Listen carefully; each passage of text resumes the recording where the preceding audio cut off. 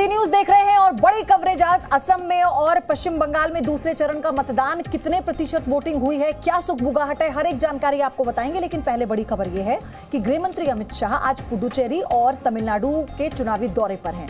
पुडुचेरी के सिद्धिनाथ मंदिर में दर्शन के बाद अब गृह मंत्री रोड शो कर रहे हैं और ये तस्वीरें उनके रोड शो की आपको दिखाएं। अब से थोड़ी देर पहले वो मंदिर पहुंचे थे, पूजा अर्चना की, आशीर्वाद लिया, जैसे अपने हर दौरे से पहले वो करते हैं। जो भी स्थानीय प्रसिद्ध मंदिर होता है या फिर किसी भी छोटे गांव का भी अगर वो दौरा करने या भोजन करने के लिए जाते हैं तो भगवान के आगे शीश झुकाकर पहले आशीर्वाद लेते हैं और फिर अपने चुनावी कार्यक्रम में जुट जाते हैं। और ये सीधी तस्वीरें हम इस वक्त पुडुचेरी से आपको दिखा रहे हैं। रोड शो शुरू हो चुका है और एक बार फिर से अपना शक्ति प्रदर्शन बीजेपी की तरफ से दिखाया जा रहा है।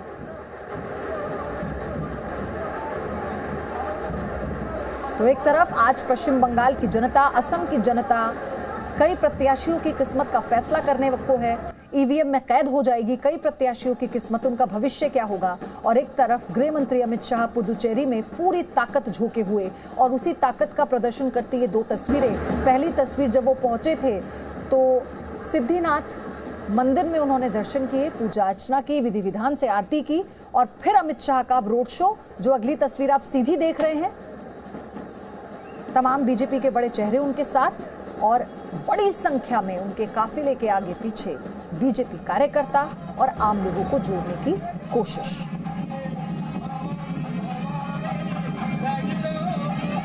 लॉसपेट में रोड शो हो रहा है, वहीं की तस्वीरें पुडुचेरी की आपको हम दिखा रहे हैं। आप देखेंगे बीजेपी के झंडे लिए कार्यकर्ता, इस वक्त शक्ति प्रदर्शन है एक तरह से बीजेपी का ये वोट अपील के साथ साथ, क्योंकि विकास का मुद्दा 5 राज्यों के जो चुनाव हैं उन सब में अलग अलग तरीके से बीजेपी अपनी रणनीति के तहत जनता तक पहुंचा रही है।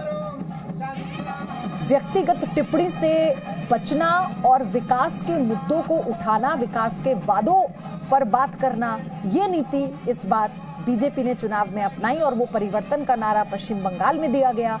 और अभी ये तस्वीरें कुछ देर पहले, सिद्धिनाथ मंदिर है ये पुडुचेरी में, जहां वो पहुंचे, पहले पूजा अर्चना की और फिर अब रोड शो कर रहे हैं।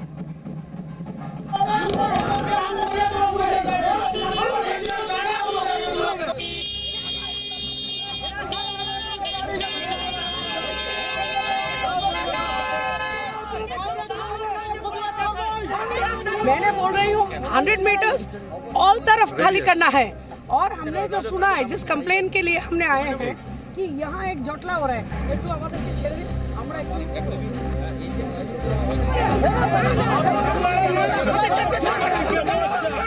बाहर से एक गुंडा ले आए, देखिए उधर, आप लोग कैमरा घुमाइए, वो लोग आके यहाँ झमेला कर रहा है।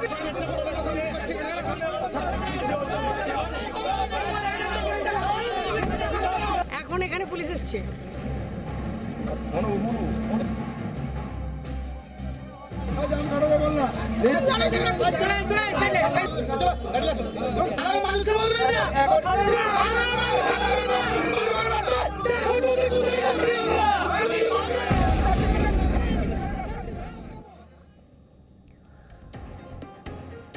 बड़ी खबर यह है कि देबरा विधानसभा क्षेत्र में पोलिंग बूथ पर भारी संख्या में बीजेपी प्रत्याशी भारती घोष का विरोध हुआ है और टीएमसी समर्थकों ने हंगामा कर दिया। वहां पर भारती घोष पर बाहरी लोगों को लाने का आरोप लगाया गया टीएमसी समर्थकों द्वारा।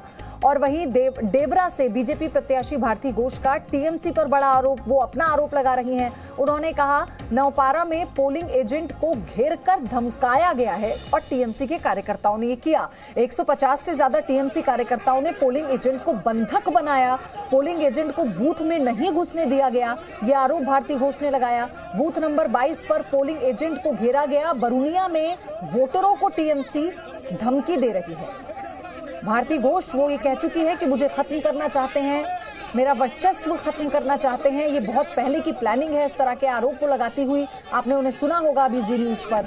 लेकिन फिलहाल टीएमसी और बीजेपी के बीच में वार पलटवार के साथ साथ कैसे ये तस्वीरें भी जो आप देख रहे हैं, ये देबरा सीट से है जहां पर मुकाबला बहुत दिलचस्प है। यहां दो पूर्व आईपीएस आमने सामने हैं। बीजेपी की भारती घोष का मुकाबला टीएमसी के हुमायूं कबीर से है।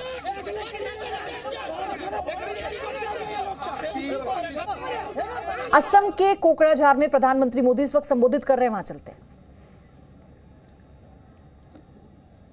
थोड़ी देर में संबोधन शुरू हो जाएगा प्रधानमंत्री का, उनकी चुनावी रैली है। बेचैनी से हम लोगों का इंतजार थे हमारे प्रधानमंत्री जी की, तो मंच पर आ चुके हैं हम लोग। अभी उनके महामूल्यवान जो वक्तव्य यहाँ पे आज आने की जो मकसद और जो हम लोगों के इंतज़ार, तो मैं अनुरोध करूँगा हमारे भारतीय प्रधानमंत्री किसको विल्सन तो विल्सन जी को इस प्रोग्राम ये कार्यक्रम चलाने के लिए मैं अनुरोध करता हूँ। धन्यवाद।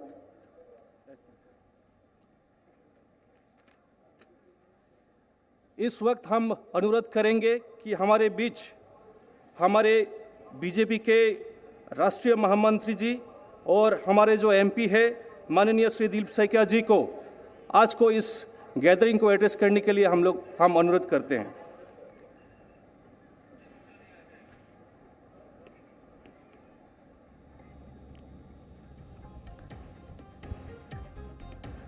प्रधानमंत्री का संबोधन शुरू होते ही आपको बताएंगे उनके संबोधन की आज की बातें क्या होंगी और वो कैसे जनता से अपील करेंगे। कोकराझार की तस्वीरें आप देख रहे थे, लेकिन पश्चिम बंगाल में और असम में दूसरे चरण का मतदान इस वक्त जारी है। बड़ी संख्या में लोग निकल रहे हैं, पोलिंग बूथ तक पहुंच रहे हैं। अभी हमने आपको दिखाया भारती घोष ने कैसे आरोप लगाया टीएमसी के लोगों पर। उन्होंने कहा कि पोलिंग बूथ के बाहर वोटरों को प्रभावित करने की पूरी कोशिश की जा रही है, उनके खिलाफ ये पूरी प्लानिंग की जा रही है। मेरे साथ कई मेहमान हैं, मेरे साथ आलोक मेहता हैं, रॉय तपन भारती स्टूडियो में वरिष्ठ पत्रकार हैं, हमारे साथ जुड़े हुए हैं, और साथ ही मेरे साथ जूही बिस्वास टीएमसी प्रवक्ता है। जूही, मैं आपसे शुरू कर रही हूं, क्यों बार बार इस तरह की तस्वीरें सामने आती हैं? क्योंकि भारती घोष की तरफ से यह आरोप लगाया गया है कि मेरा वर्चस्व, मुझे खत्म करने की तो बहुत पहले से प्लानिंग है। टीएमसी के कार्यकर्ता बैठे हुए थे कि मैं आऊंगी और वो विरोध करेंगे। जी, पहले हम आपको बताएं कि जी भारती घोष के ऊपर बहुत सारे भ्रष्टाचार के आरोप है। उन्होंने कई सारा भ्रष्टाचार के केस में उनके पहले से पुलिस के नजर में थे, और भारती घोष अगर कोई यहाँ पर दावा कर रहा है, कोई यहाँ पर उनको कोई मारने का कोशिश किया है, कुछ किया, तो उन्होंने एफआईआर क्यों नहीं किया? उन्होंने उनको खिलाफ कोई मुकदमा दर्ज क्यों नहीं किया? और चुनाव आयोग में अभी कंप्लेंट करना चाहिए उनको, अगर वहाँ पर पीसफुली वोटिंग नहीं हो रहा है तो ये इनको करना चाहिए, क्योंकि पीसफुल इलेक्शन तो सभी पार्टी, हम लोग बार बार बोल रहे हैं, तृणमूल कांग्रेस हमेशा पीसफुल वोटिंग चाहते हैं ताकि कहीं से ज्यादा लोग बाहर आके मतदान कर सके, खड़े होके अपने लाइन पे खड़े होके महिला आगे जाके वोटिंग कर सके। तो हम लोग तो पीसफुल इलेक्शन के पक्ष में हमेशा बात कर रहे हैं। अगर उनको लग रहा है ऐसा कुछ हो रहा है तो उनको एक्शन लेना चाहिए। ठीक है, लेकिन सबसे पहले मैं दर्शकों को बता दूं कि इस वक्त पूरा समीकरण आप जी न्यूज की स्क्रीन पर देख रहे हैं।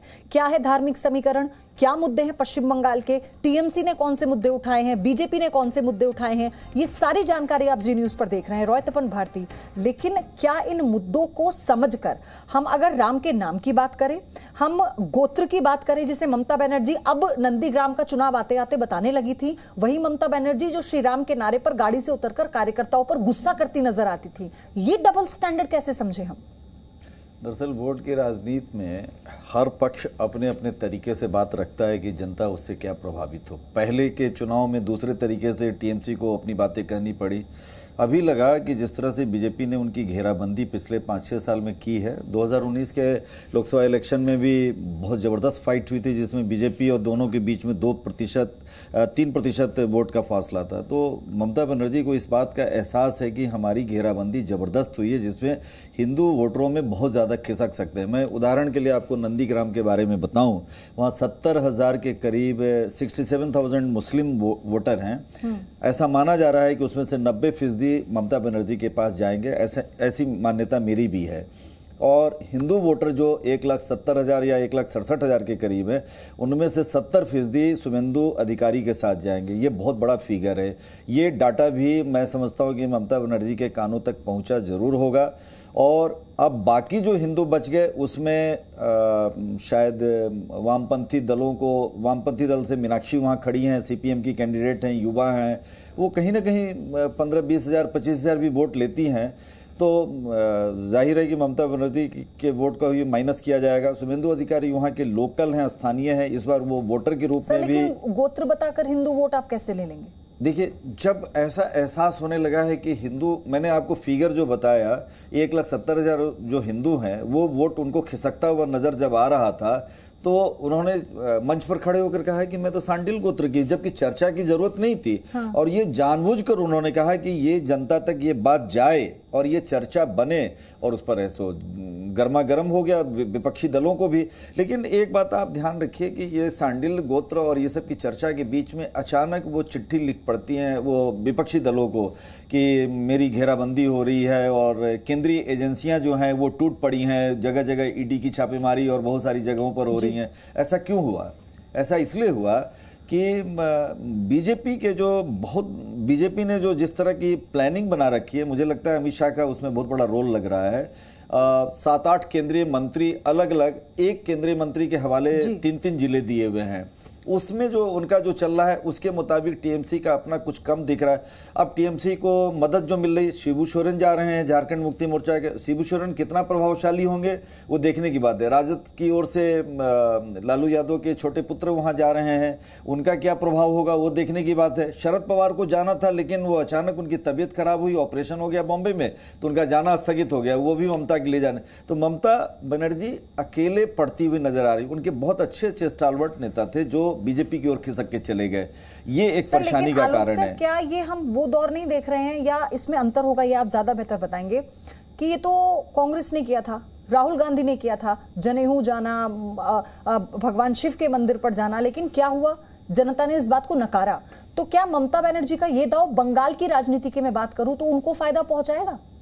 देखिए नहीं, बल्कि इससे ही नुकसान होगा। देखिए राहुल गांधी ने भी जब जिस तरह से जनेऊ पहनने का किया था, तो जो आप उनको छोड़िए कि मुसलमान नाराज होता है। मेरा कहना है कि जो लिबरल हिंदू भी है, पूजा पाठ करने पर उसे आपत्ति नहीं है, लेकिन उसे ढोंग से आपत्ति होती है, पाखंड जिसको हम कहते हैं। तो आप देखिए पूरे साल तो आप टी शर्ट आपने देखा होगा, राहुल गांधी जी भी, उसके लिए उनको अधिकार है कि वो क्या पहन के जाते हैं, लेकिन वो जिन ड्रेस में जाते हैं तो लगता है कि वो किसी पिकनिक पर जा रहे हैं। आप कॉमन आदमी सोचता है ना, आप यदि वही चीज़ खादी का भी आप शर्ट हाथ पहन करके जाएंगे तो उसका अलग असर होगा, जो कांग्रेस की ट्रेडिशन थी। तो ये जो ममता जी जो कर रही हैं खास करके, ये डिस्परेट, वो जो असल में उनको लगा है, और ये नया ट्रेंड जो चला है ना, जाति गोत्र, अब इससे आगे कहाँ जाएंगे? मतलब आप माता पिता पूर्वज उस पर निकालना, यही तो आपत्ति होती है कि भारत के लोकतंत्र में। बल्कि आप देखिए पहले हमारे तो इथिक्स ये था कि आप इस आधार पर वोट नहीं मांगेंगे। हाँ। जय श्री राम तो आप कॉमन गांव में बोलता है आदमी, तो एक दूसरे को नमस्ते करने के लिए बोला जाता था। ये तो आपने जो बात बोली ना, ये इस पर तो शायद हंसी भी आती है। एथिक्स दिखते कहाँ हैं? आप ये बताइए ना कि मुद्दे क्या लेकर आप आए हैं। और आप अगर परिवर्तन की भी बात करते हैं, बीजेपी कहती है कि हम विकास की बात करते हैं और ममता बनर्जी कहती है कि विकास तो हुआ है, लेकिन बीजेपी लोगों को भ्रम पैदा कर रही है, उन्हें भ्रमित कर रही है। तो क्या वाकई ऐसा है? इसी का फैसला आज जनता करने जा रही है, क्योंकि नेता कुछ भी कहें, लेकिन ये जनता है, ये पब्लिक है, ये सब जानती है। एक ब्रेक लेंगे छोटा सा, बड़ी कवरेज आप देख रहे हैं जी न्यूज़ पर। Presenting V News app available on Google Play and App Store. Download it now.